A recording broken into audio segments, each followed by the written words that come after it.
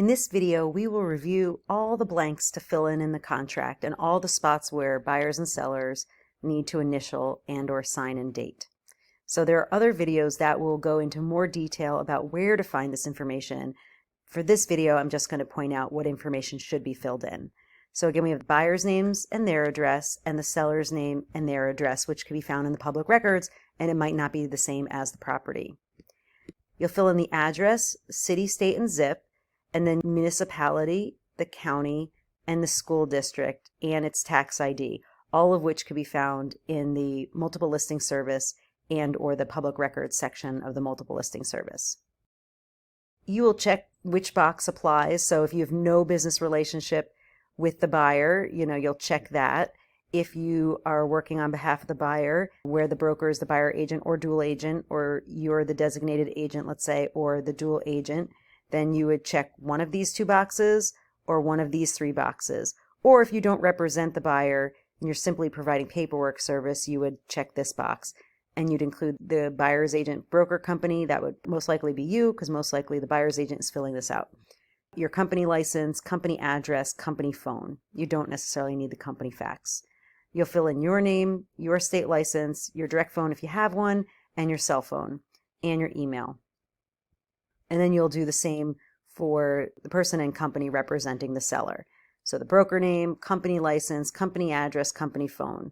You'll check the correct boxes. And then you'll indicate their name, their license, if they have a direct number, a cell number, and an email. And of course, buyer and seller will initial the bottom left and right of page 1. You'll fill in the date that you wrote the offer in paragraph 1. In paragraph 2, you'll write the purchase price in numbers and then as words. So an offer of $475,000 would be 475,000, and then when you write it, you'd say 475,000 and XX dollars. If let's say it was 475.5, you would say 400,500 and XX/100, meaning no cents. You'll indicate the first deposit when that's due and the amount. You'll indicate if there's a second deposit when that's due. So you'll fill in numbers here and dollar amounts here. If the listing broker is requesting that the deposits be held by somebody other than the listing broker, then you would put that company name here. So commonly we may ask that the buyer have their title company hold it. So you might say buyer's title company, or you might indicate the name of the buyer's title company, which would be preferable. You'll fill in the seller assist, one or the other. So do not fill in the dollar amount and the percentage, just one or the other. And you'll of course fill in the settlement date. And I'm just going to go over the most common things that you will fill in. If it's tenant occupied, you'll check that box. Written acceptance of all parties will be on or before a certain date. Usually I'll give the seller 3 days to sign it. Some agents will use this as a pressure tactic to get the seller to respond more quickly. But I always say false deadlines don't mean anything. And if a buyer is serious today, most likely they're serious tomorrow. And if the seller sees that they could get multiple offers, they're not going to rush to answer this offer in most cases if it makes more sense to wait. So learn how this date is being used and use it yourself in the way that makes most sense. And again, the buyer and the seller are going to initial at the bottom there. Zoning, you'll fill in the zoning code for the property. Again, it's really only required if it's not single family zoning, but as a practice, I will always include it because it can't hurt to include it. And then that way I won't make a mistake or an omission the one time it was not a single family zoning and I forgot to put it in, and then it created a problem for the buyer and therefore for me. Paragraph 7, fixtures and personal property. So if the seller is including personal property like refrigerator, washer, dryer, window air conditioner units, chest freezer, things like that, that would normally be excluded, then you want to include that here. And if there are things that are normally included that the seller's excluding, you want to include that here. So if the seller wants to take their rods and brackets for their window covering hardware, or the mounting brackets to the TV, for example, or for some custom shelves that they installed, then they would need to include here that they're excluded. So the buyer's agent should write that in, or if you're negotiating and the buyer didn't write that in as the listing agent, you should make sure that it gets written in or write it in yourself. Have both parties initial that. Paragraph 8, mortgage contingency. So the buyer's either waiving it or electing it. You're filling in the loan amount, the minimum term, which is usually 30 years, but it could be a different term. The type of mortgage, which is typically conventional, FHA, VA, USDA, PHFA. Those are the most common loans. And for a conventional loan, you'll indicate the loan to value ratio. So for VA, it's 100%. So you don't need to write 100%, but you can. I do. For FHA, it's 96.5%. You can put more down on FHA, so you don't have to put it down. But I sometimes will put in 96.5%. But definitely for conventional loans, you need to put in the loan to value ratio because that protects the buyer. So if they want to put as little as 3 or 5% down, then the loan to value would be 97% or 95% respectively. And let's say they got an approval for 90% loan to value. Well, they don't have to buy the property because that requires the loan to value that is a different loan to value and different loan amount than they were seeking. What this also does is, let's say the buyer comes in with 80% down. This also does not allow the buyer to just decide to put 10% or 5% down. This makes sure that the buyer puts in as much as they said that they were planning on putting in. And then mortgage lender. Certainly you can leave it blank because the default is buyer's choice per a later paragraph. Or if the buyer likes a loan program issued by one particular lender, or there are a couple lenders they would go to, you can include that specific lender there. Or multiple lenders, or you could say lender A or buyer's choice. This is where you'd indicate the hypothetical interest rate that the buyer would be able to lock in today. You'd include that here, and the maximum interest rate that the buyer is willing to accept there. So for the longer term closing period, I would like to see probably 0.5% difference, but for a shorter term or where rates aren't so volatile, 0.25 is typically sufficient. So if today's rate was 5%, the buyer should be willing to go to at least 5.25 or 5.5, so 5.25 or 5.5. This would indicate the amount of points the buyer is willing to accept in order to get the loan. So if the buyer is paying mortgage insurance or a funding fee, that is not what this is for. This is if the lender is charging something as a percentage of the loan, that is what would be put here. So in most cases, buyers of properties they will live in do not have points on their loans.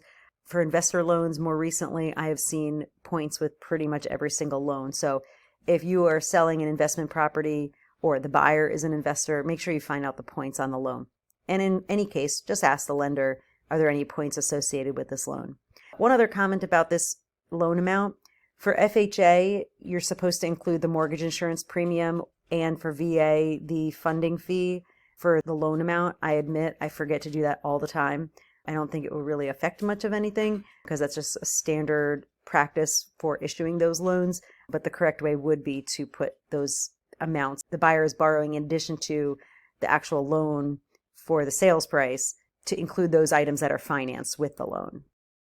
Down in 8B, you'll indicate the date by which you'd like the lender to approve of the property and the buyer through the appraisal and underwriting process. Usually, again, it's around day 30 of the agreement of sale. And again, buyer and seller will initial at the bottom. Another fill in the blank is within 7 days of the execution date, the buyer will make their completed mortgage application. So if you'd like that to be a different term, you need to indicate that here. And as mentioned before, all these pre-printed terms, 15 days, 5 days, 5 days, those are technically all negotiable with the exception, I believe, of paragraph 16, which is the condo doc and the HOA doc review paragraph, which I believe is per statute by law, so you can't change those deadlines. But these, you should be able to negotiate these deadlines by striking through it, writing a new date or new number, and then initial by the side. If the buyer's using FHA or VA, you'll put the sales price here, and you'll check off that you gave them the HUD notice for your protection, get a home inspection. If the buyer's doing a renovation loan with FHA, 203K, you'll check off this box. If the buyer is doing a 203K renovation loan, I advise you to make this amount the total amount that it needs to appraise for, so that it's clear that that's what it needs to appraise for, because this is the buyer's appraisal contingency embedded within the contract for FHA and VA.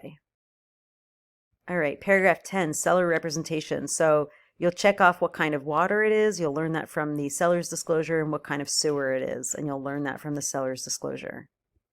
You'll learn from the seller's disclosure and from your own online research whether or not the property is subject to historic preservation restrictions.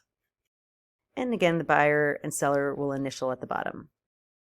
You'll also fill in, if you know of any from the seller's disclosure or your online research, whether or not there are any public improvement, condo, or HOA assessments that have been made against the property that have not been paid, or any notices of violations. You'd indicate them here. And again, buyer and seller initial at the bottom.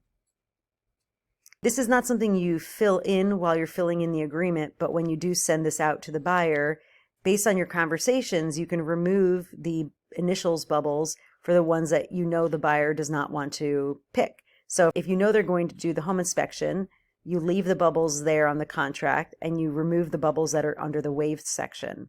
Same thing for the wood infestation. If you know they're going to elect it, keep these bubbles, but remove the bubbles that appear for waiving that. If you know they don't need to do deeds, restrictions, and zoning, you can remove the bubbles under elected and then leave the ones under waive, and so on and so forth for each of the contingencies. When in doubt and you don't have it in writing that they wanted to elect or waive something, like sometimes for radon, I'll leave both these bubbles, elect and waive, and then I'll instruct them, hey, if it's two people, both of you need to elect or waive, not either or. You need to decide and pick one. And then they'll initial at the bottom. If the buyer wants to do another inspection that's not outlined here, many inspections are embedded within the home inspection contingency above because it includes a lot of environmental hazards. But if you want to do anything that's invasive or another inspection that's not listed here, then you would include it under other. So a common example could be an invasive stucco inspection, meaning they're going to drill holes into the stucco siding to see if there's any moisture and or mold growing behind the walls because of moisture penetration from openings or poor construction. So you'd indicate invasive stucco inspection right there. If you want to exclude anything from being negotiated, then you can indicate that there. And I once did a contract recently where the buyers were willing to accept all the windows because half of them didn't lock, or they didn't open and shut. So they were trying to be competitive with other buyers, so they waived their right to negotiate over the existing condition on the windows. For paragraph 13, the inspection contingency, you have three main periods. The contingency period, which is a default of 10 days, the negotiation period, which is a default of 5 days, and then the buyer final response period of 2 days. So if you'd like to change any of those, make them shorter or longer, you can change them there. And keep in mind, if you need to extend a time frame for one of the inspections like a survey, you want to make it 20 days, copy the language in paragraph 13A and reflect that it's 20 days for that inspection only. I missed a little orange here, so this title, surveys and costs, you should fill this in or leave it blank, and the blank means that 7 days, if not specified. From the execution date, the buyer will order title, and really the buyer's agent will order title. And the buyer and seller will initial. Paragraph 16, if it's a condo or planned community, make sure you check the box, and the buyer and seller will initial. Again, the buyer and seller will initial. I would recommend filling in this blank to 30 days or less, so that way you shorten the seller's time frame to file a claim to keep the deposits if there's a dispute after the buyer terminates. So 30 days or less in that spot. And then the buyer and seller initial. Always, always, always, as the buyer's agent, you want to make sure you check the box in paragraph 26G to limit the seller's option to retaining sums paid by buyer, including deposit monies, as liquidated damages. So the seller can't sue on account of the purchase price or for damages in case the buyer's termination, it is later revealed the seller only sold the property for $30,000 less, or they lost out on a deposit because the buyer terminated. If you don't have this checked and the seller goes to mediation or sues the buyer, if this is not checked, they can sue the buyer for the $30,000 loss on the sales price and the damages having lost their deposit on their purchase. And the buyer and seller will initial. On the last page of the agreement of sale, if any of these addenda are included, make sure you check the box. And if there are any other addenda like a pre-settlement possession addenda or post-settlement possession addendum, and then of course if there are other not pre-printed addenda that are not listed here that are included, like the pre and post settlement addenda, one or the other, or price escalation addendum, if those are included, make sure you check them here. That way it should be clear to the seller that there's another form that should be part of the agreement that also will go to the lender, so keep that in mind. And if it includes a right to the buyer and you simultaneously include that addendum but you don't have a checkbox here, you're in danger of the seller signing off in the agreement without that protected right for the buyer.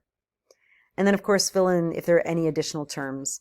Something that I used to use a lot and I see commonly used is what I call the Sanity Clause. So if any date or deadline falls on a Saturday, Sunday, or bank holiday, it will automatically be moved to the next business day.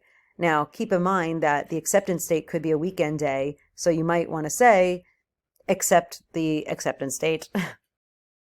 And then lastly, the buyer will initial, and they should have received the consumer notice, the estimate of their closing costs, the deposit money notice if applicable. So if there's a listing broker holding the deposit that is not the buyer's broker, and if the property was built before 1978, they should have received the lead-based paint hazards disclosure. They'll sign and date, and the seller will sign and date. Filling out the tenant-occupied property addendum, again, you'll fill in the property, the seller, the buyer, names, and then you can leave these blank, and the defaults would be 5 days and 5 days. But if the seller needs more than 5 days to get the leases to the buyer, then put in another date there. And if the buyer needs more than 5 days to review, you can put in another date there. And then the buyer and the seller will sign and date.